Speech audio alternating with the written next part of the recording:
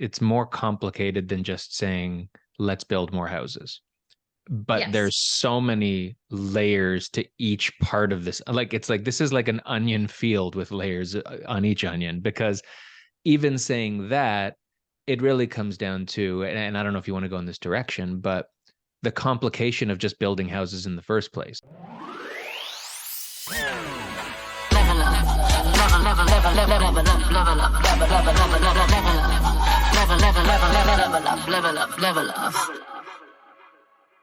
Hello, everyone, and welcome to another episode of Level Up. I'm Katie. I'm here with Daniel. Hello, sir. Hello, ma'am. How are you? I'm doing well. How are you doing? I'm good. I'm good. I'm in a That's good. quiet office for the next 20 or so minutes. The only I'm in a sound quiet will be house this podcast. You're in a quiet house. That's true. for the next 20 minutes as well. So, Think of all that extra fit it in where unused we square can. footage. It's true. Yes. So, all right. Well, let's get into it now that we've established we only have 20 minutes. That's true. No time for banter. Yeah. Get into it. What are we talking about today? All right. Well, we're not going to go head first, deep dive, none of that kind of stuff, but we're going to just scratch the surface of an affordable housing discussion. Okay. No deep dive, just No shallow deep end dive, play. just surface. Yeah. Water play. Water play.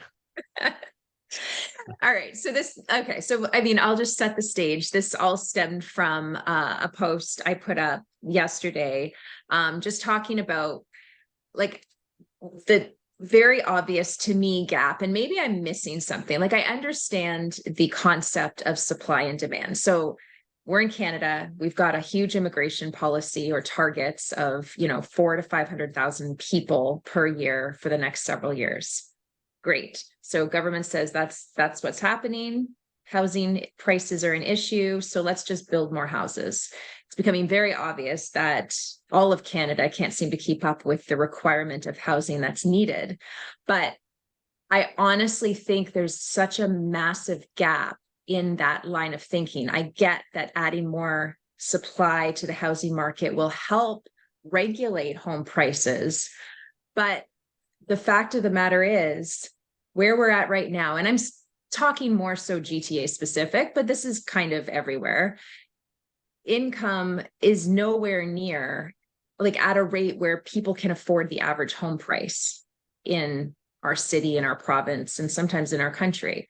And so I just feel like there's such a lack of policy that requires us to understand what actually needs to be accomplished in order to properly house people in this country. And I know that's a big topic, but anyway, that's just laying it out there. This is not going to be water play at all, unless we are Mm-mm. sticking to a 20-minute, unless this is all just an intro episode and we follow up This is like part later. one of 100, maybe. Well, I mean, I think the truth in what you're saying is it's more complicated than just saying, let's build more houses. But Yes. there's so many layers to each part of this. Like, it's like this is like an onion field with layers on each onion, because even saying that, it really comes down to, and I don't know if you want to go in this direction, but the complication of just building houses in the first place, because we can agree that one of, if not the most impactful element of this is increasing supply. It's not the only one, right? And I hear what you're saying, that even with more supply comes what is very likely an affordability crisis that doesn't get any better if all the prices are out of reach for people. Yeah. And so with that comes, okay, what's it going to take to build more places for people to live? And in saying that, how do you do it in the private sector, especially where they're built upon actually making sure they're profitable in such a way where it's reasonable enough business wise for them to put shovels in the ground and not lose their shirts, where at the same time the prices available to the consumer are not so prohibitive that this doesn't address the problem at all? Is that sort of what you were talking about in getting away from? Like, I know that's still a supply conversation, but it's like, okay, if we do deliver supply, can it even be the type of supply that's going to address the affordability Yeah, crisis? because as of now, and I looked at like reports on new housing in the GTA, and the average, this one shocks me. I thought it was much lower, but the average price for a new build condo is over $1 million.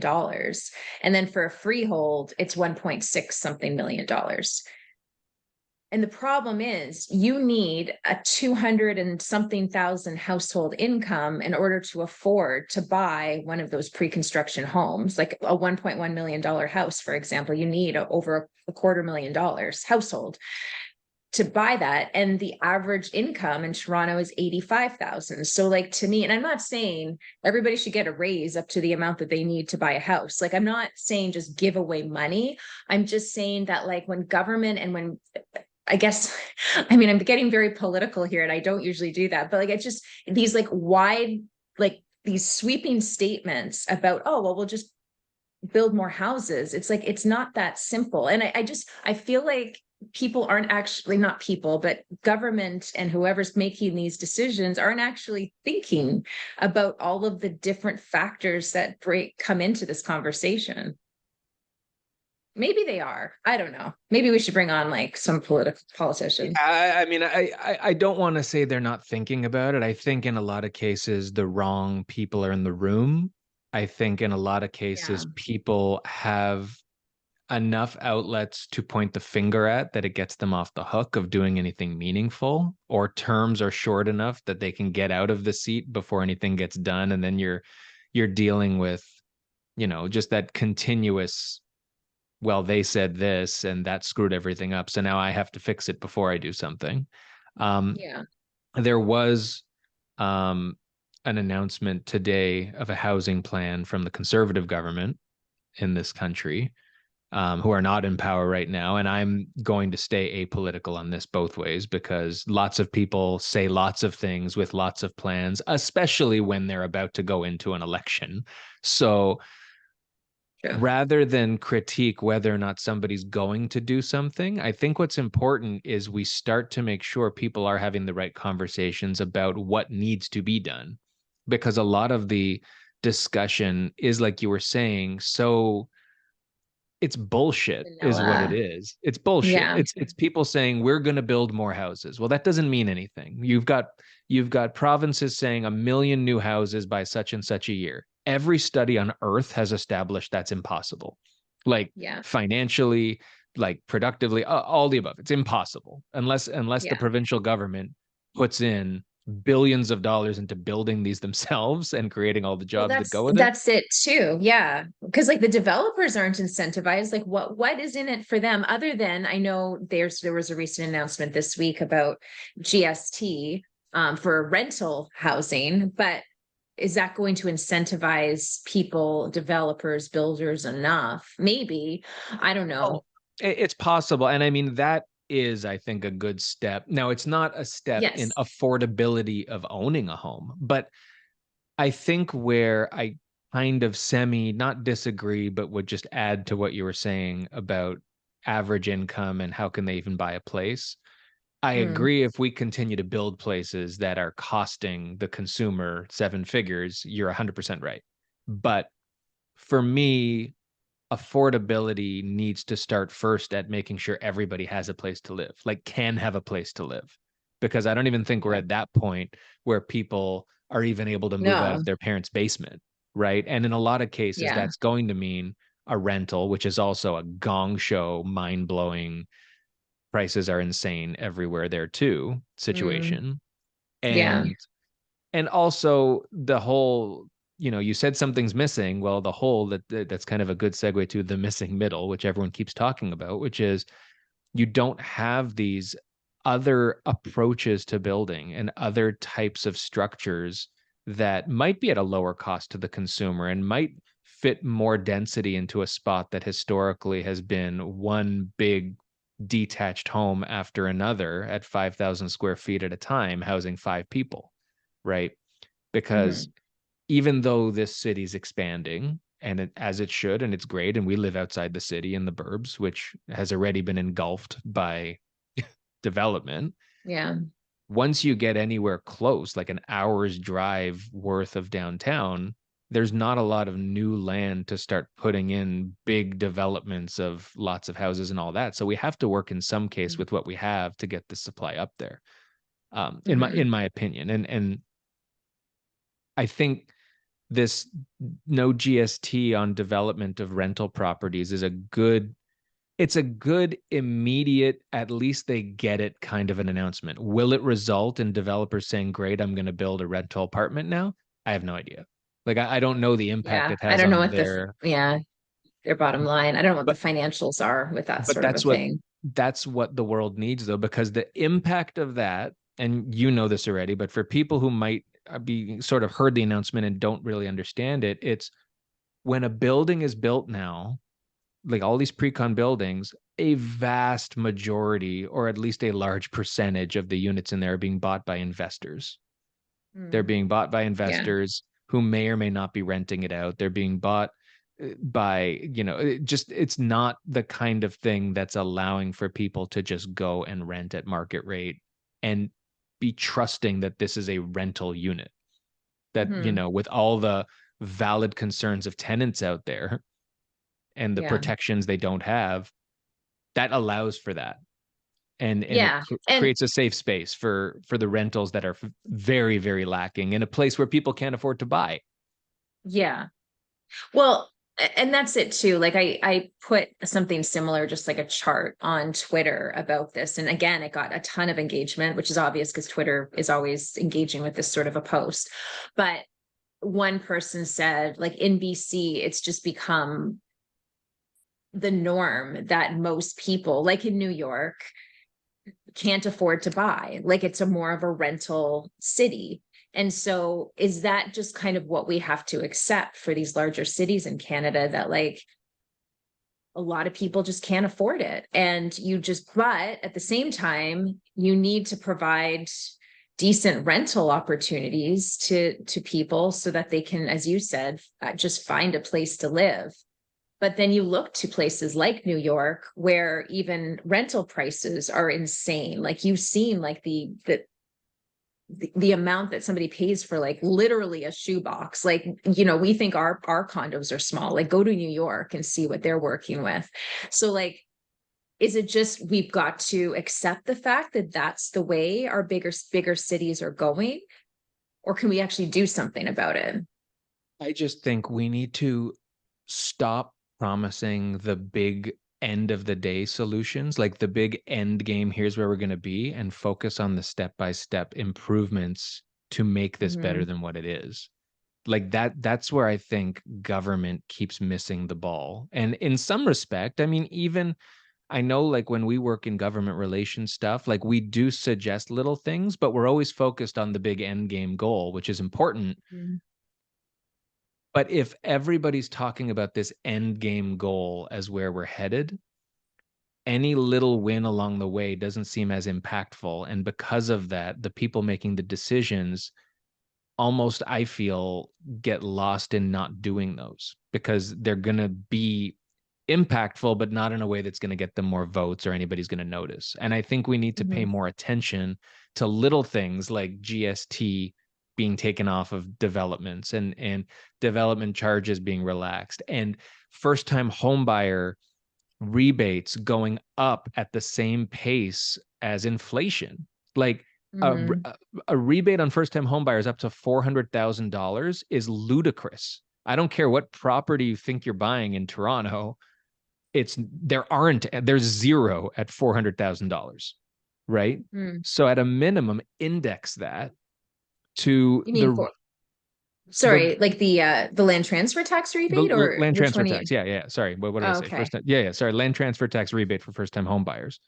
It's 4,000. Yeah, 4,000 in Ontario. Is that what you mean? Yeah, yeah, but based on up to $400,000 in home value. Oh, yeah, because it's a max of That's 4,000 where or it caps. Sorry. 4,475 or whatever. Yeah. Yeah, I was just throwing out numbers that I wasn't contextualizing. But basically, that limit You got has this not. thing over here. No, Yeah, I'm sorry, go just ahead. throwing out numbers, but that limit ha has been in place since it was first introduced. And Yeah. when it was first introduced, the Yeah. average price a home buyer might be paying when they're entering the market might have been less or was less than half Yeah. a million dollars. Well, same with down payments. Like anything over 1 million automatically is 20% down payment. Doesn't matter. So if you're buying $1 million house, you've got to come up with $200,000 to be able to get a loan.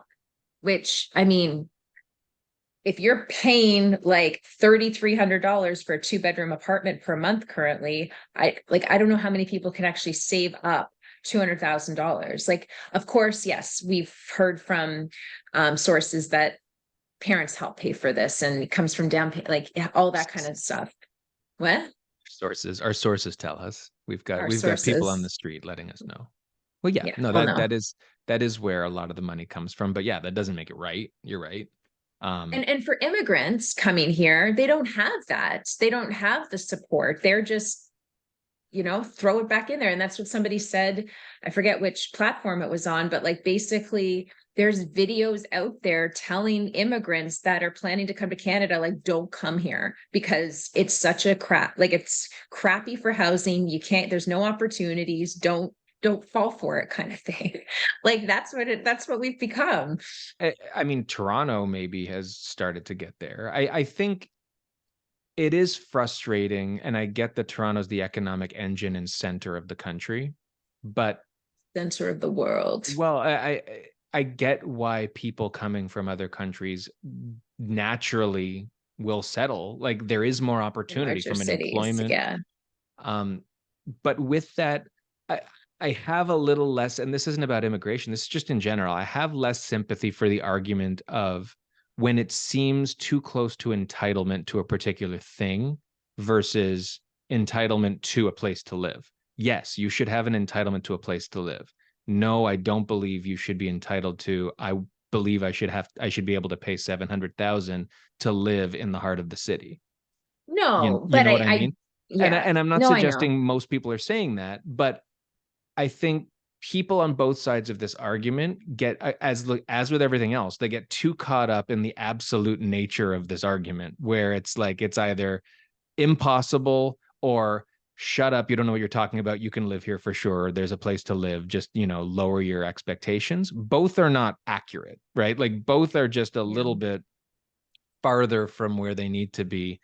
And government's similar.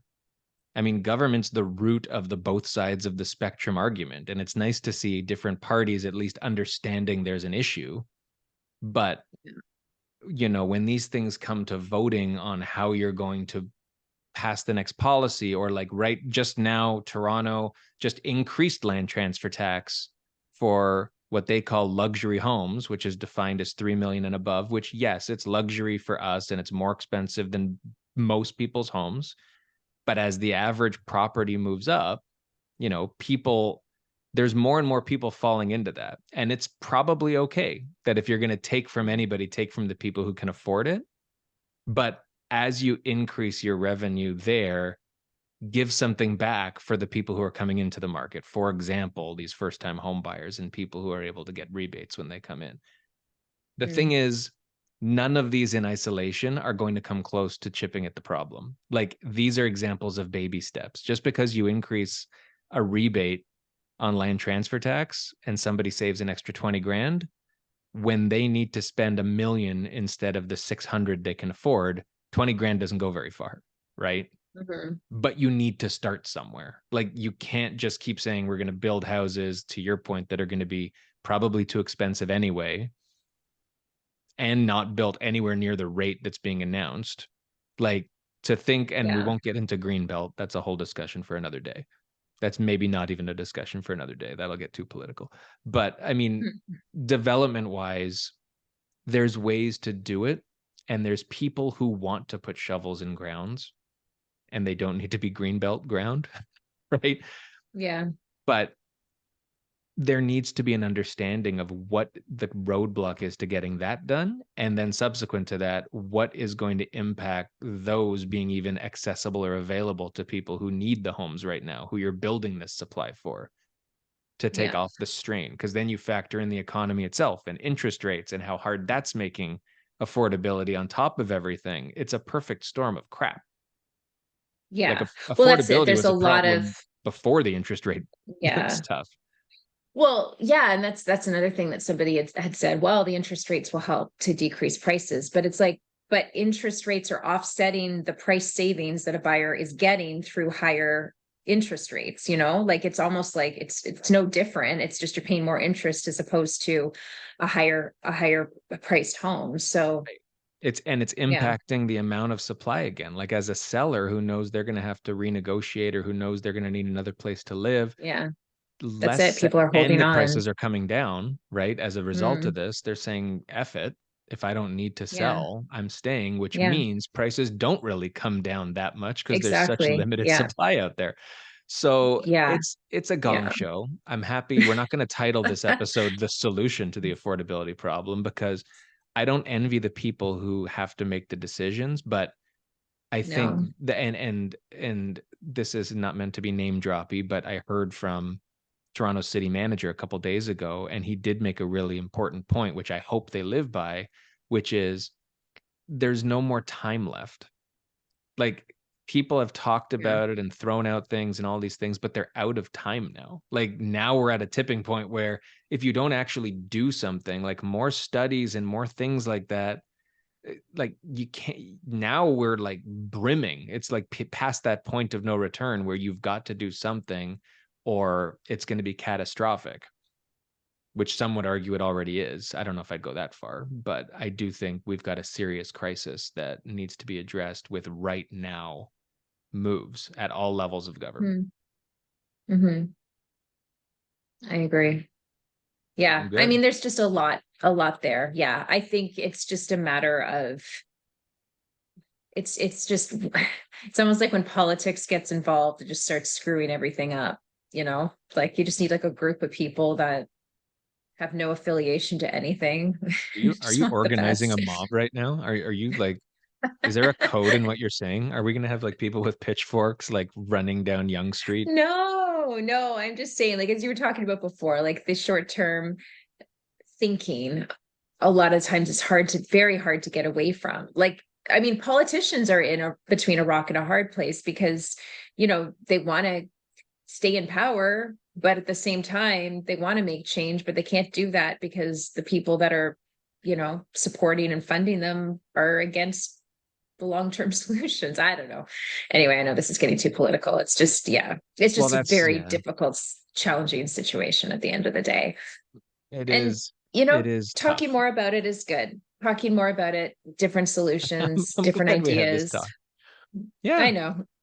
Yeah, no, it's useful, and the positive that can come from this is I do believe, maybe just because I'm watching more now, the conversation is happening in more of an out there and universal way with everybody, where it's been recognized. Mm, At least now we've identified we have a problem, right? The first step of the 12-step program is admit you have a problem. And I don't think there's anybody out there who's a housing crisis denier right now. yeah, But with right. that being said, act on it right Hmm. now, right? And be accountable. The only way to me a government can be accountable is if the goals are short term and actually have deliverables within their term.